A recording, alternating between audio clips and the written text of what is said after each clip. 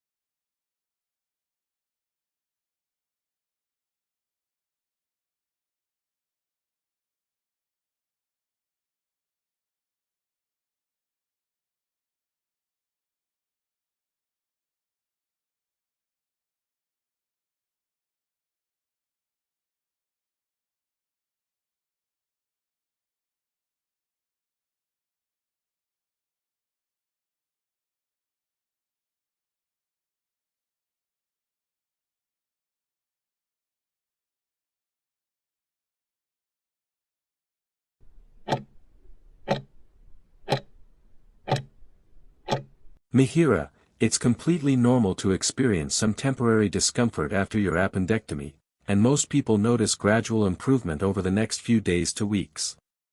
You can expect some pain or tenderness around the incision sites, particularly when you move, cough, laugh, or get out of bed. Mild swelling and bruising around the wounds are also common. Some people feel nauseated or may even vomit once or twice after surgery because of the anesthetic or pain medication, but this usually settles quickly. Your digestion may take a little time to return to normal, so you might experience bloating, constipation, or reduced appetite for a few days.